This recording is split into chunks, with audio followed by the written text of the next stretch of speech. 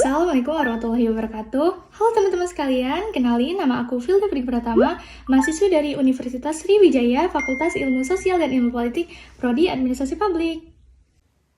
Teman-teman, pernah nggak sih kita mikir kalau nanti kita punya usaha sendiri atau bahkan jualan online kecil-kecilan, siapa yang bakal urus uang masuk dan keluar?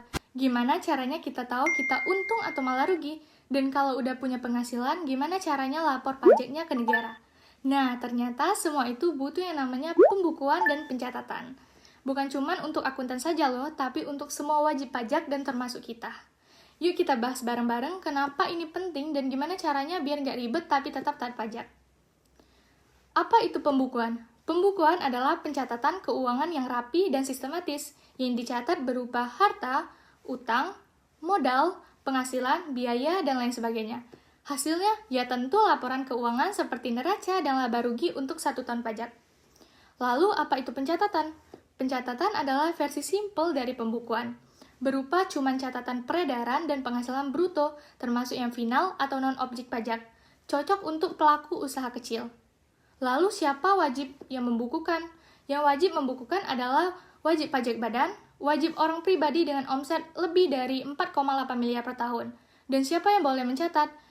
Yang boleh adalah wajib pajak orang pribadi dengan omset kurang lebih dari 4,8 miliar. Syaratnya laporan penggunaan norma ke DJP maksimal 3 bulan pertama tahun pajak. Kenapa sih harus dicatat atau dibukukan? Supaya gampang diisi oleh SPT, tahu posisi keuangan, hitung pajak dengan benar, aman saat diperiksa pajak. Dan syarat pembukuan apa sih? Jujur, akurat, dan dilakukan di Indonesia. Harus menggunakan huruf Latin, angka Arab, bahasa Indonesia, rupiah, dan gunakan sistem kas atau akrual secara konsisten.